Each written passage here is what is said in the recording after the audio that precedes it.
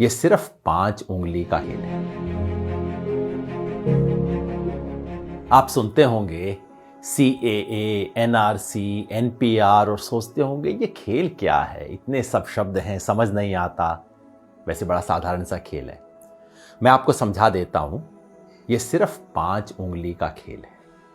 5 उंगली की यात्रा समझ लीजिए, ध्यान से समझिएगा और फिर समझाइएगा भी दूसरों को। ये यात्रा शुरू होगी सबसे छोटी उंगली से। बड़ा साधारण सा काम होगा। अप्रैल के महीने में आपके घर कोई आएगा, सरकारी कर्मचारी, हो सकता है स्कूल के टीचर कोई आए, कहेंगे हमें आपके घर सिर्फ गिनती करनी है कितने लोग रहते हैं। बस नाम पूछेंगे, कब पैदा हुए ये पूछेंगे, ये भी पूछेंगे कि आपके माता पिता चाहे हैं या नहीं है अभी, वो कहाँ पैदा हुए थे, कब पैदा हुए थे। आधार कार्ड का नंबर मांगेंगे, ड्राइविंग लाइसेंस मांगेंगे। कोई प्रमाण नहीं मांगेंगे उस वक्त। आपको लगेगा छोटा सा मामला है। ये छोटी उंगली का पहला कदम ये है NPR वाली छोटी सी उंगली। फिर दूसरी उंगली ये D वाली उंगली है। D क्यों? क्योंकि आपके घर से जब एक बार ले जाएंगे लिख के, उसके बाद तहसीलदार के दफ्तर में, किसी सरकारी दफ्तर के अंदर कुछ टाइम बाद, हो सकता है कुछ महीने बाद, चुपचाप से उस लिस्ट का मूल्यांकन किया जाएगा और कोई सरकारी कर्मचारी उस लिस्ट में कुछ नामों के आगे D लिख देगा। D का मतलब डाउटफुल। डाउटफुल का मतलब संदेहास्पद, जिस पर शक है। किस बात का शक है? कि ये भारत के नागरिक दरअसल हैं नहीं। भाई कैसे फैसला होगा? कानून में कहीं नहीं लिखा कैसे फैसला होगा। हो सकता है आप अपने माता पिता की आयु नहीं बता पाए हों, कहाँ पैदा हुए हैं नहीं बता पाए हों। हो सकता है आधार कार्ड आपके नाम से इशू हो लेकिन आपके पास नंबर ना हो। कुछ भी हो सकता है। किसी भी आधार पे D लगा दिया जाएगा।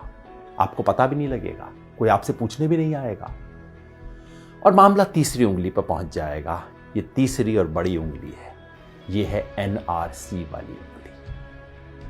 जिन लोगों के नाम के आगे D लगा होगा, समझ लीजिए आपके मोहल्ले में 500 लोग हैं, 1000 लोग हैं, उनमें से 50 के नाम के आगे D लग गया। उन 50 लोगों को चिट्ठी आएगी। पूरे परिवार में नहीं। हो सकता है परिवार में बहू को चिट्ठी आए, बेटे को ना आए। बाप के नाम चिट्ठी आए, पोते के नाम चिट्ठी ना आए। कुछ लोगों के नाम चिट्ठी आएगी और उन्हें कहा जाएगा, नोटिस दिया जाएगा, अब आप साबित कीजिए कि आप भारत के नागरिक हैं। कैसे साबित करेंगे? सरकार ने आज तक नहीं बताया। हमारे पास सिर्फ एक असम का उदाहरण है जहां पहले हुआ है NRC। और वहां क्या हुआ था? ना आधार कार्ड माना गया, ना राशन कार्ड माना गया, ना वोटर लिस्ट में नाम माना गया। कहा नहीं, ये सब नहीं चलेगा। आप प्रमाण लेके आइए कि आप कहां पैदा हुए थे। आज से 30 साल पहले वोटर लिस्ट में आपका नाम था कि नहीं था, पुरखों का नाम था कि नहीं था। कोई संपत्ति का प्रमाण पत्र लेके आइए। साधारण लोग कहां से जुटाएंगे प्रमाण पत्र? इसके आधार पे उनमें से कुछ लोगों ने जो अपने प्रमाण पत्र नहीं दे पाएंगे, उनका मामला अब चौथी उंगली पे पहुंच जाएगा। ये चौथी उंगली है फॉरेनर्स ट्राइब्यूनल की। यानी कि कहा जाएगा उस 50 में से समझ लीजिए 10 लोग बच गए जो प्रमाण नहीं दे पाए, जिनके पास कागज नहीं है, 15 लोग बच गए। उनको कहा जाएगा अब आपको आखिरी मौका दिया जा रहा है। ये उंगली आखिरी मौके की उंगली है। आखिरी मौका दिया जा रहा है। फॉरेनर ट्राइब्यूनल है, विदेशियों की अदालत है। अब उसमें जाके आप साबित कीजिए कि आप विदेशी हैं कि नहीं। अगर मुसलमान हैं तब तो कोई चांस ही नहीं है, क्योंकि यहां अब CAA का खेल शुरू हो जाए। अगर मुसलमान हैं, आपको विदेशी माना गया है, तो अब आप तो विदेशी हैं ही हैं, चाहे आपके बाप दादा यहां पे 500 साल से, 1000 साल से रहते आ रहे हैं। अगर मुसलमान नहीं भी हैं तो पता है क्या है? आपको ये साबित करना पड़ेगा कि आप बांग्लादेश, पाकिस्तान, अफगानिस्तान से आए। अब आप सोचिए, बिहार यूपी में रहने वाले लोग, नेपाल की तराई में रहने वाले लोग, श्रीलंका में रहने वाले लोग, श्रीलंका के पास तमिलनाडु में रहने वाले लोग कहां से साबित करेंगे भाई कि हम पाकिस्तान से आए, बांग्लादेश से आए, अफगानिस्तान से आए?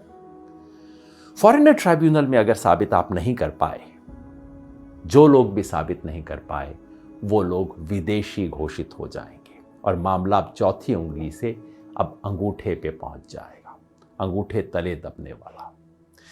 ये है डिटेंशन सेंटर। डिटेंशन सेंटर का मतलब जेल, विदेशियों के लिए बनी हुई खास जेल। भारत सरकार इसके नियम बना चुकी है। डिटेंशन सेंटर आसाम में बन चुका है, कर्नाटका में काम करना शुरू कर चुका है, बाकी 10 राज्यों में बन रहे हैं डिटेंशन सेंटर।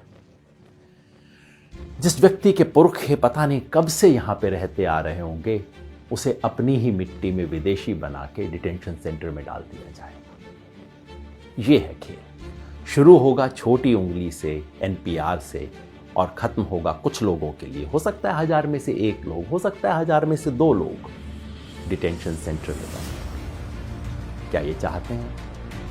अगर नहीं चाहते तो इसे रोकने का एक ही तरीका है। ये 5 उंगली का खेल कैसे रुकेगा? जैसे ही पहली उंगली मोड़ने की कोशिश हो, आप 5 उंगलियां कर लीजिए बंद, मुट्ठी लीजिए कस और उठा दीजिए अपना हाथ। विरोध करना होगा, यानी कि जब पहली उंगली उठे एनपीआर वाली, एनपीआर का बायकॉट करना होगा। पूरे देश में जो नागरिकता संशोधन के बारे में आंदोलन चल रहे हैं, उन सब ने मिलकर कॉल दिया है। हम भारत के लोग, we the people of India, जो देश के 120 से ज्यादा संगठनों ने इकट्ठा होकर बनाया है, सब ने कहा है कि एनपीआर का बायकॉट करें। यानी कि जब आपके घर में कोई टीचर आए, कोई सरकारी कर्मचारी आए एनपीआर का डेटा लेने, प्यार से बात कीजिए, इससे बुरा बात करने की जरूरत नहीं। पानी पिलाइए, चाय पिलाइए, नमकीन भी खिलाइए। नमक खिलाना बहुत जरूरी है, क्योंकि ये संविधान का नमक खाते हैं, याद दिलाना है।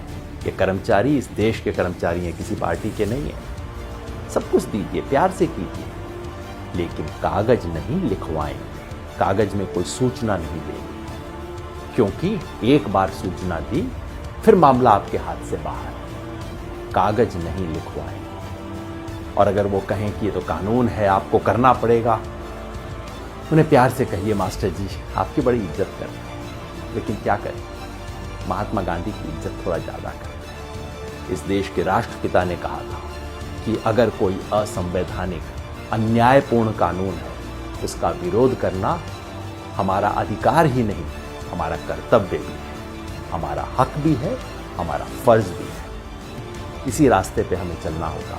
याद रखिए, हम संविधान बचाने निकले। एक हाथ में तिरंगा, दूसरे में संविधान, मन में अहिंसा और जन गण मन का गान। इसी रास्ते पे हमें चलना है। ये लड़ाई में हम लड़ेंगे और निश्चित जीत